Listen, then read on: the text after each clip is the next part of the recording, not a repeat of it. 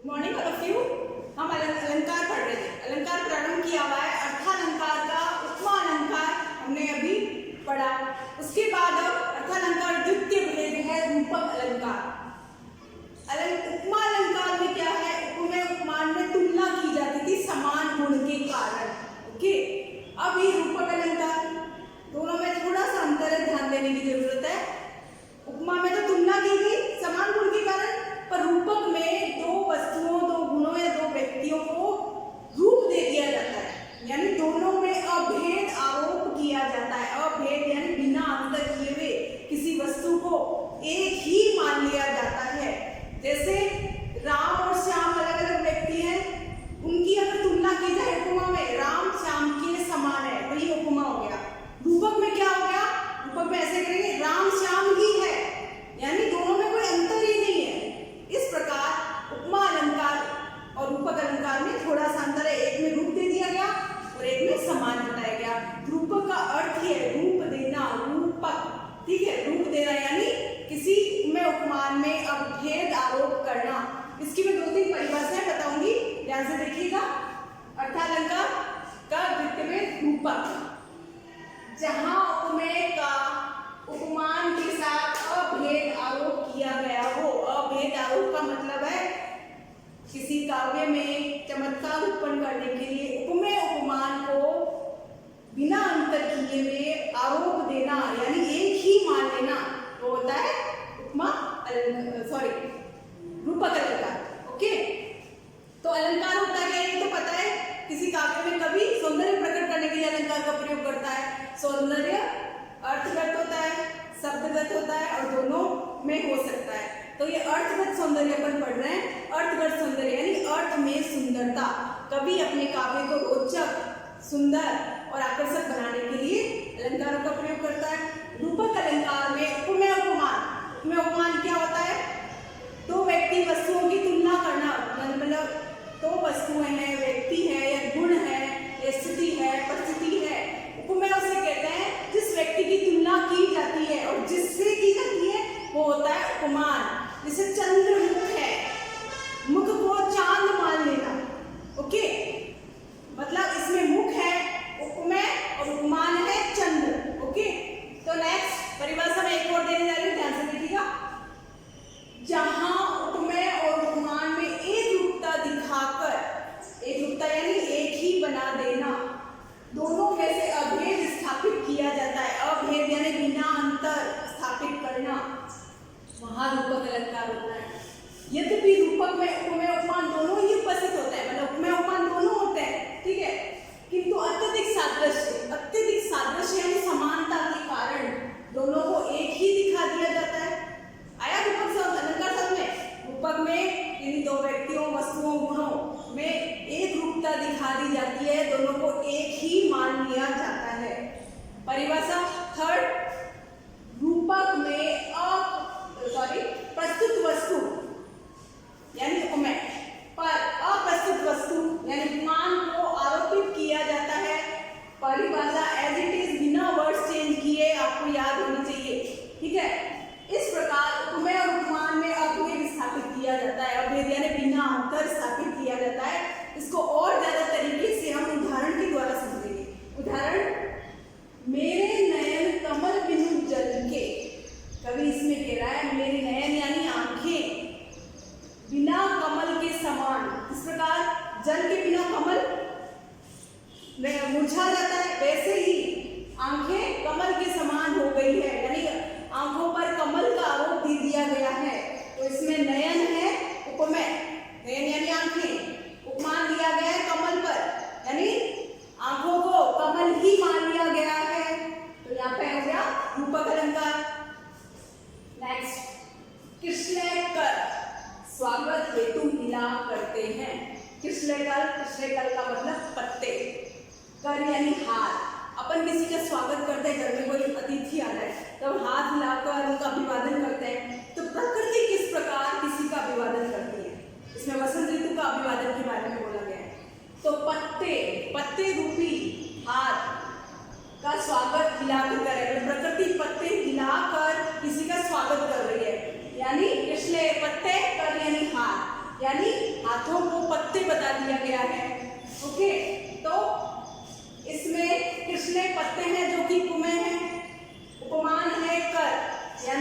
हाथ, कड़ का अर्थ होता है हाथ, यानी हाथों को क्या बता दिया गया है, पत्ते।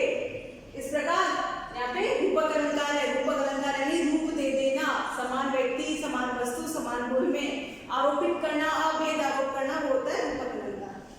नेक्स्ट उदाहरण, अपलक नभ, नील नयन विशाल, आकाश को आंखों के समान बताया गया है। समान नहीं, रूप दे दिया गया है। मतलब आकाश किस प्रकार नीला होता है, ऐसे लग रहा है कोई हमें बिना पलक झपकाए हमें देख रहा, ठीक है। तो इसमें खुले आकाश पर अपलक विशाल नयन का आरोप किया गया है, मतलब बिना पलक झपकाए आंखों को आकाश बता दिया गया है। इसमें दोनों में अंतर नहीं है, उपमा में अंतर होता है, समान बताया जाता है, जबकि रूपक में अभेद आरोप यानी दोनों को समान बता दिया जाता है। अपलक नभ, आंखों, अपलक यानी पलक बिना चपकाने, बिना पलक झपकाने वाली आंखें, किसे बोला है, आकाश को। दोनों में कोई अंतर नहीं है, ठीक है। नील नयन, नीली आंखें, यानी आंखों को नीले, आकाश को नीली आंखों के समान बताया गया है। ओके, नेक्स्ट, मन सागर, मनसा लेडी, बूढ़े बढ़े अनेक। अब देखिए इसमें मन को सागर बता दिया गया है, रूप दे दिया गया है, अभेद आरोप कर दिया गया है, यानी मन में और सागर, सागर यानी समुद्र में कोई अंतर नहीं बताया गया। मनसा, मनसा यानी इच्छा, इच्छा को लेते बताया गया है। जिस प्रकार हमारे मन में इच्छाएं हमेशा रहती है, कभी बंद ही नहीं होती, आज एक इच्छा पूरी हुई कभी दूसरी उत्पन्न हो जाएगी, उसी प्रकार कभी कहना जाता है ये मन है वो सागर के समान है। जिस प्रकार सागर में लहरें आती और जाती रहती है, कभी खत्म नहीं होती, वैसे ही ये मन में जो इच्छा रूपी लहरें हैं हमेशा उठती रहती है। बूढ़े बहे अनेक, बूढ़े यानी डूबे, बहुत लोग इसमें डूबे, बहे अनेक लोग। ओके, तो मन को, इसमें दो रूपक है, मन को सागर बता दिया गया, मनसा लहरी, मनसा यानी इच्छा, लहरी यानी लहर, इच्छा को लहर बता दिया गया है, रूप दे दिया गया है, यानी यहाँ पे रूपक अलंकार है।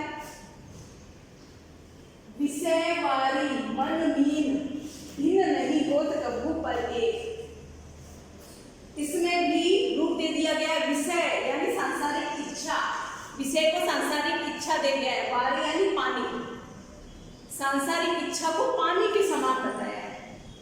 मन मीन, मन को मीन यानी मछली बताया गया है।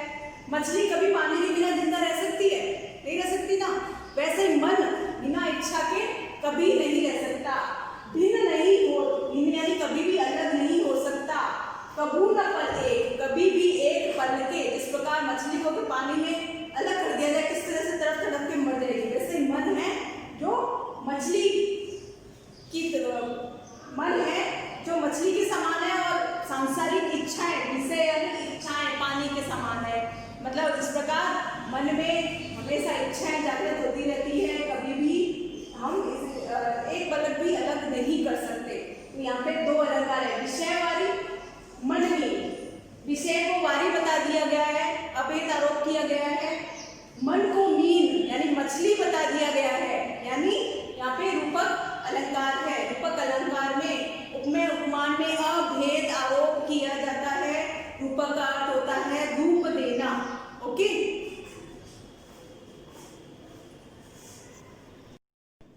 रूपक अलंकार के भेद अभी हमने उदाहरण के द्वारा समझा, अब रूपक अलंकार के भेद पढ़ेंगे। एक बार बता दें तू, रूपक अलंकार जैसे उपमा अलंकार के मैंने भेद बताए, वैसे इनके भेदों को अलग से नहीं पूछा जाता है। आपको अगर एक पंक्ति में अलंकार पहचानना होगा तो आपको सिर्फ अगर रूपक अलंकार लिख दोगे या उपमा अलंकार लिख दोगे तो आपका आंसर राइट होगा। भेद इसलिए पढ़ाए जाते हैं ताकि आपको अलग अलग तरीके से किस तरह से पद आए उसमें आप अलंकार को पहचान सको, इसलिए बताए जाते हैं। जैसे उपमा अलंकार के मैंने भेद बताए, रूपक के भी भेद बता रही हूँ, ठीक है। तो ध्यान से सुनना, रूपक अलंकार के भेद, रूपक अलंकार के 3 भेद है। पहला है साम रूपक, इसको समझा देती हूँ। साम, साम का मतलब क्या है, संपूर्ण, ठीक है। जहां पर उपमेय उपमान का अंगों सहित आरोप होता है, आरोप यानी अभेद बताया जाता है। रूपक अलंकार में रूप दे दिया जाता है, दो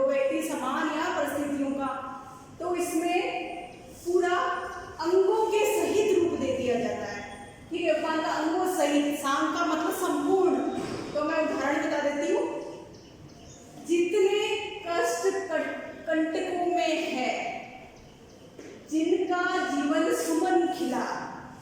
इसमें कष्ट को कंटक का रूप दे दिया गया है। कंटक यानी कांटे, कि जीवन में कष्ट रूपी कांटे जितने रहेंगे इतना ही जीवन रूपी पुष्प खिलेगा। यानी जितने अपन कष्ट सहन करेंगे हमारा जीवन उतना ही खिलता रहेगा, हमें गौरव मिलेगा, मान सम्मान मिलेगा। तो इसमें कष्टक को कंटक यानी कांटे बता दिया गया है। जितने कष्ट कंटकों में है, जितने कष्ट रूपी कांटों में है, जिनका जीवन सुमन खिला, उनका जीवन सुमन यानी पुष्प, फूल, उनका जीवन पुष्प, जीवन रूपी पुष्प खिल जाता है। ठीक है, तो यहाँ पे एक रूपक हो गया कष्टक और कंटक हो गए। ठीक है, जीवन को पुष्प का आरोप किया गया है, तो यहाँ पे दो रूपक। नेक्स्ट, गौरव बंद उतना ही यंत्र तंत्र सर्वत्र मिला।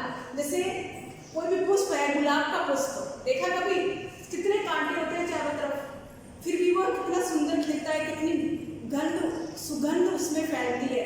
वैसे ही जीवन में जितने व्यक्ति कष्ट सहन करेगा उतना ही वो उसका जीवन खिल उठेगा। वो अपने गुणों के द्वारा, अच्छे कर्मों के द्वारा पूरे संसार में गौरव रूपी खुशबू फैलाएगा। तो यही इसमें कहना चाह रहे हैं, गौरव गंध, गौरव यानी मान सम्मान, गंध यानी खुशबू, उसे उन्हें उतना ही मिलेगा। यंत्र तंत्र सर्वत्र मिला, यंत्र तंत्र यानी सब जगह मिलता है। तो इसमें एक रूपक कष्टक कंटकों में जीवन सुमन और गौरव गंध, गौरव को गंध का रूप दे दिया गया है, कष्टक को कंटकों का रूप दे दिया गया है और जीवन को सुमन का रूप दे दिया गया है। आया रूपक, साम रूपक यानी सारे अंगों का आरोप, अभेद आरोप किया जाता है। अब है नीरंग रूपक, सेकंड रूपक अलंकार का भेद, जहां केवल उपमेय पर ही उपमान का आरोप किया जाता है। साम रूपक में अंगों के साथ उपमान का आरोप किया गया, नीरंग रूपक में सिर्फ एक ही उपमेय और उपमान होता है, नीरंग। ठीक है, तो उसका उदाहरण बता देती हूँ। उदाहरण, अवधेश के बालक चारी सदा। अवधेश यानी अयोध्या के 4 बालक कौन थे? राम, लक्ष्मण, भरत, शत्रुघ्न, ये 4 बालक थे अयोध्या के। पता है ना कौन है? ठीक है, तुलसी मन मंदिर विहरे, तुलसीदास जी कहते हैं तुलसी के मन रूपी मंदिर में वो विचरण करते हैं, रहते हैं। मतलब अवध प्रदेश के 4 बालक तुलसी के मन रूपी मंदिर में विहरे यानी रहते हैं। यहाँ पे मन को मंदिर का आरोप कर दिया गया है, सिर्फ एक ही रूपक है, यानी उपमेय है मन और उपमान है मंदिर, यानी इसमें नीरंग रूपक है, यानी उपमेय उपमान का आरोप किया गया है। अब इसका तीसरा भेद, परंपरिक रूपक। इसमें क्या होता है, कोई एक रूपक होता है, उसके बदले में दूसरा रूपक होता है। मतलब कोई एक कार्य होने के बाद ही दूसरा कार्य होता है। अर्थात जब हम किसी बादल आते हैं तभी बरसात होती है, वैसे ही इसमें। ठीक है, जैसे पारंपरिक रूपक, तो इसमें जहां एक रूपक के बाद दूसरा रूपक आए वही पारंपरिक रूपक होता है। इसका उदाहरण मैं बता देती हूँ। जय जय जय गिरिराज किशोरी। गिरिराज किशोरी कौन है? गिरिराज कौन है? हिमालय। हिमालय की पुत्री कौन थी? पार्वती। तो पार्वती किसकी पत्नी थी? महेश यानी शिव जी की।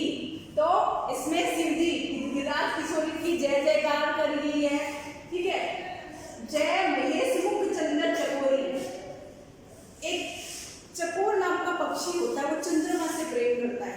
ठीक है, तो इसमें गिरिराज किशोरी पार्वती किससे प्रेम करती थी? शिव जी से।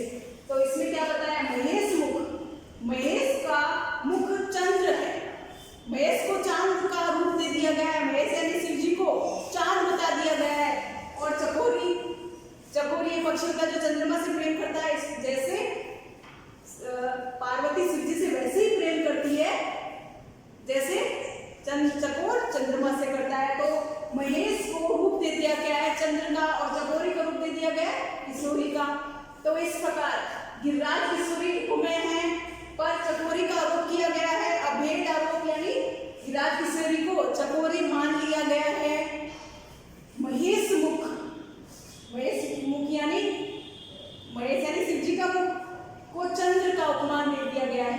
चांद मान लिया गया है, तो यहाँ पे परम्परित रूपक, यानी जब चांद चकोरी को देखता है तभी उसमें प्रेम जागृत होता है, वैसे ही शिव जी ने पार्वती ने शिव जी से प्रेम किया। इस प्रकार एक रूपक के बाद दूसरा रूपक हुआ, यानी एक साथ दो रूपक आ रहे हैं। ओके, तो ये हो गया रूपक अलंकार के 3 भेद।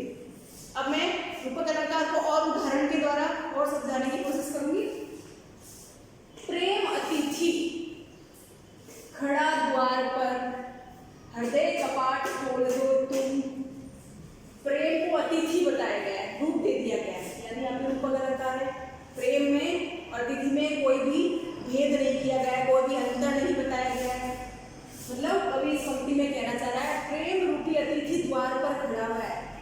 हृदय कपाट, कपाट यानी दरवाजा, हृदय यानी मन, मन रूपी दरवाजा खोल दो तुम, यानी प्रेम रूपी अतिथि द्वार पर खड़ा है। इस प्रकार कोई अतिथि आता है, दरवाजा खोलते हैं तभी वो घर के अंदर आता है। वैसे प्रेम को अतिथि बता दिया गया है। प्रेम की भावना बात खड़ी हुई है कि आप हृदय रूपी मन तो खोलो, मन को उदार करो।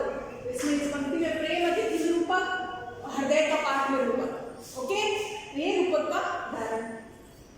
उदयाचल से किरण धेनुए, हाथ लारा वह प्रभात का ग्वाला।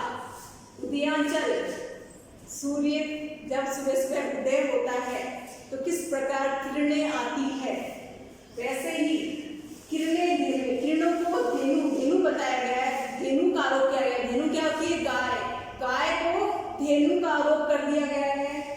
हाथ, हाथ यानी आवाज देकर, वह प्रभात का ग्वाला, प्रभात रूपी ग्वाला किसको बुला रहा है? किरणों को। ठीक है, तो प्रभात ग्वाला, ठीक है, किरण धेनुए, इस पर है रूपक अलंकार। किरण को गाय का आरोप कर दिया गया है, मतलब किस प्रकार किरणों को प्रभात रूपी ग्वाला बुलाता है। नेक्स्ट, अंबर पनघट में डुबो रही तारा घट उषा नागरी। अंबर को पनघट का आरोप दिया गया है। अंबर यानी आकाश, पनघट क्या होता है? जहाँ पे औरतें पानी भरती है।